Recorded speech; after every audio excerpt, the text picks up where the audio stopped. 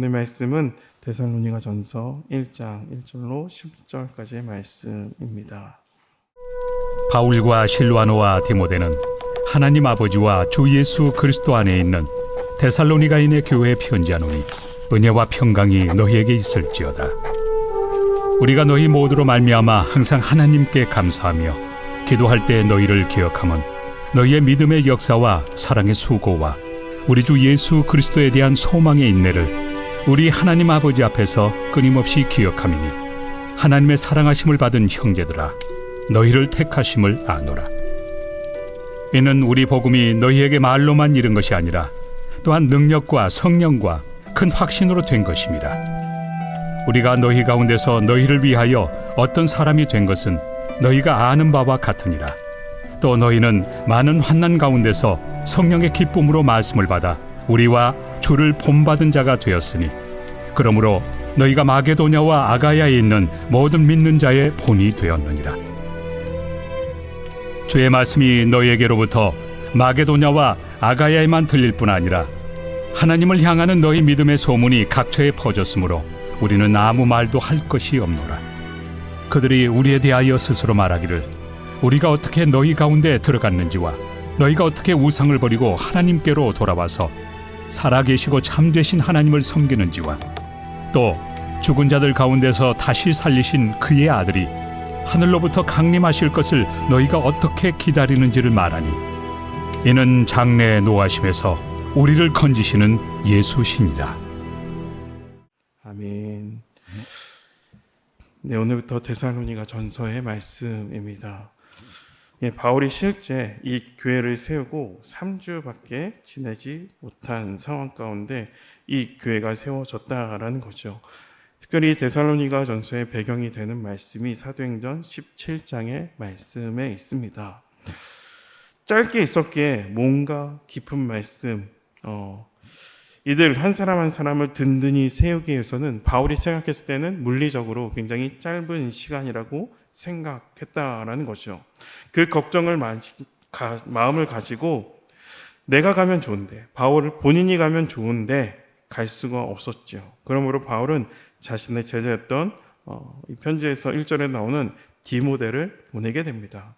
디모데가 가서 데살로니가 교회가 어떻게 되고 있는지, 그 교회가 어떻게 됐는지 보고 와라 해서 그 교회가 혹시 어떤 걱정과 어떤 문제가 있는지 행여 교회가 사라지진 않았는지 잘 보고 와라 해서 디모데가 가게 되고요. 디모데가 가지고 온 소식을 듣고 그 마음을 가지고 쓴 편지가 이 데살로니가 전서의 말씀이라는 거죠.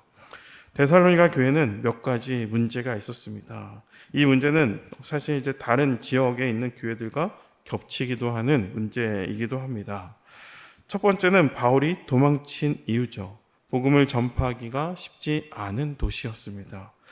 이 사도행전 17장 7절 후반부는요, 다른 임금 곧 예수라 하는 이가 있다 하더이다 라면서 이 바울이 전했다는 복음이죠. 예수를 전하면 그런 다른 임금에 대해서, 다른 왕에 대해서 전하는 것에 대해서 굉장히 거부하는 도시였다는 거죠. 특별히 데살로니가라는 도시는요, 로마에 굉장히 충성된 도시였어요. 그래서 이 데살로니가에는 로마 군이었고요, 또 로마에서 파견된 정치가 우리가 총독이라고 하죠. 로마에 파견된 그런 자들이 없어요. 그래서 이 바울을 잡으러 다니는 사람들이 어떤 사람이냐 보면, 이 사도행전을 통해서 보면 읍장이 바울을 잡으러 다녀요. 이 데살로니가에 대해서 읍장들이 바울을 잡으러 다니고 있다라는 거죠. 그 도시의 읍장이 바울을 잡으러 다니고 교회를 핍박하고 있다라는 거예요. 그래서 알아서 이 로마에 충성하고 있는 도시 자체가 로마에 반하는 일에 대해서 굉장히 민감하게 반응하는 도시였다라는 거죠. 그래서 예수님을 전하기, 복음을 전하기 어려운 도시다라는 거예요. 두 번째 문제는 데살로니가 교회가 믿는 자라고 불려질 만한 사람이 굉장히 적었습니다. 그러니까 오래 믿은 사람이 없어요. 예수를 오래 믿은 사람이 없어요. 다 새신자라는 거예요. 오래 믿은 사람이 있었어요. 사실 2명밖에, 아리스다고와 세군도라는 사람이 그 교회에 있었는데 그 2사람을 제외하면 다 새신자라는 거죠. 여러분, 교회를 세웠는데 여러분, 권사님 1분, 집사님 1분 빼고는 다 새신자다. 그리고 목회자가 어느 날 갑자기 큰 문제를 해서 도망갔다라고 하면 여러분, 그 교회가 얼마나 불안하겠습니까? 그렇게 불안한 교회였고요. 마지막 문제는 임박한 종말론에 대한 문제를 가지고 있는 교회였어요. 데살로니가 전서가 쓰여질 때는 예수님의 십자가에서 못 박히고 승천하신 지, 살아나서 부활하시고 승천하신 지 약 30년 정도가 됩니다. 그러니까 예수님이 승천하실 때 여러분, 사람들에게 이야기한 것이 있습니다. 오랫동안 기다려라. 내가 다시 오겠다가 아니었다라는 거죠. 내가 곧 오겠다. 내가 곧 다시 너희를 만나러 올 거다라고 제자들에게 이야기했어요. 그곳에 모인 자들에게 이야기했습니다. 그래서 곧이란 말을 들었을 때 당연히 그때 그 사람들은 빨리 오실 것이다 라고 생각했는데 안 오시는 거예요. 그러므로 이들의 생각이 뭐라고 생각했냐면, 당시 예수님이 거짓말했다. 아니다, 예수님이 우리를 버렸다. 아니야, 종말은 정말 오는 걸까? 이런 의심과 문제들이 많이 생겨난 시기였고요. 또 그런 소문이 하필 새신자가 많은 이 데살로니가 교회에 많이 영향을 줬다라는 거죠. 그래서 그렇게 바울이 생각했고, 당연히 이 교회를 아는 많은 사람들이 그렇게 이 교회가 쉽지 않겠다 생각했다라는 거죠. 그래서 과연 이 데살로니가 교회가 어떻게 되었을까라는 질문의 답은 사실 우리가 말씀을 읽으면서 아마 찾아냈을 겁니다. 우리가 한번 8절 말씀을 보겠습니다. 8절. 주의 말씀이 너에게로부터 마게도냐와 아가에만 들릴 뿐 아니라 하나님을 향하는 너의 믿음의 소문이 각처에 퍼졌으므로 우리는 아무 말도 할 것이 없노라 라고 말했어요. 너희들이 얼마나 신앙생활을 잘하는지 교회를 세운 곳곳에 소문이 퍼졌다라는 거죠. 여기 나온 지명들은 데살로니가를 중심으로 한 소아시아 지역에 이 데살로니가 교회가 어떠했는지 소문이 났다라는 거죠. 그렇죠? 그래서 7절에 보면 어떤 표현이 나오냐면 너희가 본이 되었다라고 이야기해요. 교회라면 너희처럼 데살로니가처럼 세워져야 돼. 믿는 자는 데살로니가 성도들처럼 살아야 돼. 그렇게 사람들이 칭송할 만한 교회의 모습을 보여주고 있었다라는 것이죠. 여러분, 3주밖에 바울이 가르친 적이 없었는데 3주밖에 함께한 시간이 없었는데 그 3주도 태반의 시간 동안 바울은 걱정만 하고 고민하고 어떻게 도망쳐야 되는 문제 때문에 흔들릴 수밖에 없었을 텐데 어떻게 이 교회는 이렇게 단단해지고 건강하게 세워질 수 있었을까요? 그 비결이 오늘 말씀 가운데 있는데요. 3절에 보면요. 너의 믿음의 역사와 사랑의 수고와 우리 주 예수 그리스도에 대한 소망의 인내를 우리 하나님 아버지 앞에서 끊임없이 기억함이니 라고 되어 있어요. 끊임없이 기억한다. 그렇게 하나님 아버지 앞에서 끊임없이 기억했다라는 것이죠. 첫 번째는 믿음의 역사를 기억했어요. 두 번째는 사랑의 수고였고요. 세 번째는 소망의 인내를 기억하고 있었다라고 했죠. 여러분, 들으면 참 좋고 멋있고 교회를 다니면 누구나 다 아는 믿음, 사랑, 소망 아닙니까? 그런데 이 의미를 잘 알면 조금 우리의 마음을, 우리 신앙을 다시 한번 점검하게 되는 단어들이기도 합니다. 믿음의 역사를 보면요. 여러분, 믿음은 갖는 겁니까? 여러분, 믿음이 있어서 이 새벽에 나왔습니다. 그렇지만 이 믿음은 갖는 게 아니죠. 우리의 착각일 수 있어요. 믿음은 그냥 내 안에 담아두는 것이 아니라 믿음은 행동해야 된다라는 거죠. 여러분, 믿음이 있으니까 이 아침을 깨워서 이 새벽 나왔다는 거죠. 절대 믿음이 있다고 생각하는 것도 아니고 믿음이 있다 여겨지는 것이 절대 아니에요. 믿음은 있으면 역사가 나타내야 된다라는 거죠. 내가 믿었습니다.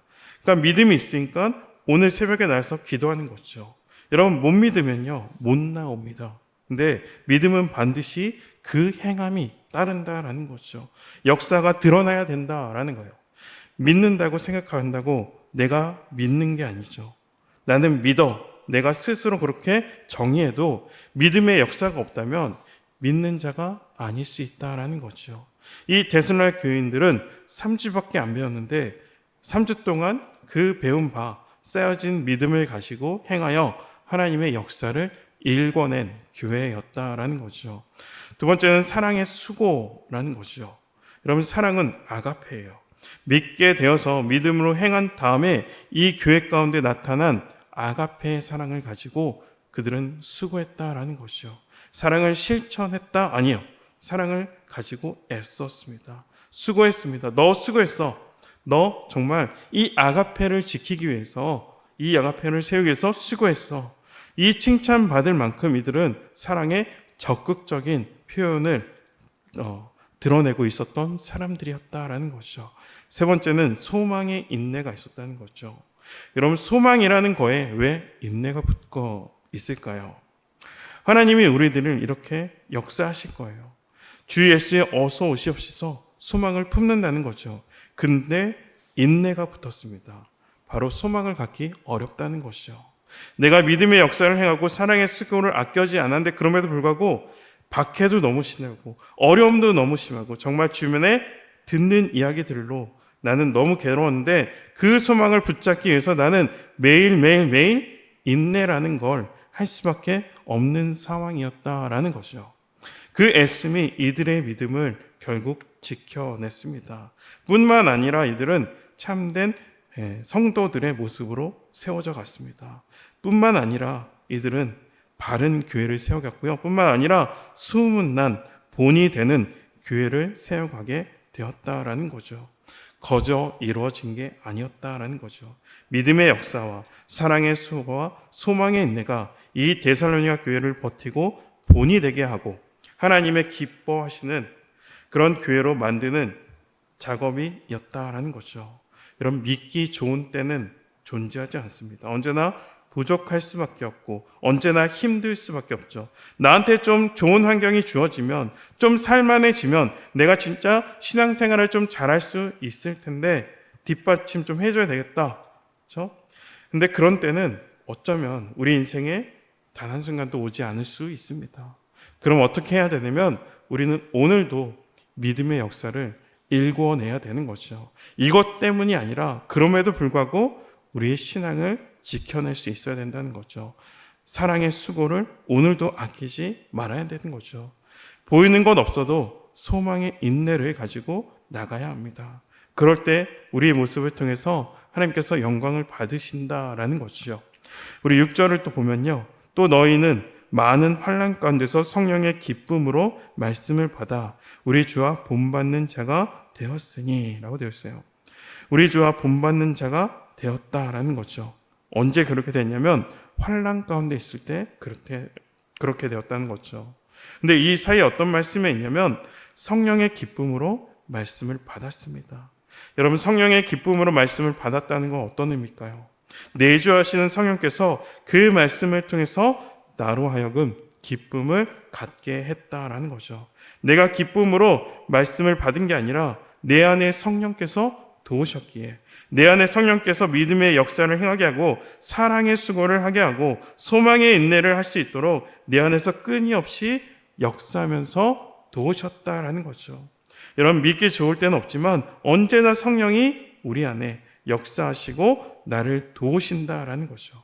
그러므로 우리는 어떠한 상황과 환경, 어떠한 상황 속에서도 정말 본이 될 만한 신앙생활을 할 수밖에 없는 이유가 있는데 내가 어려움에 처했을지라도 성령께서 나를 도우셨다라는 거죠.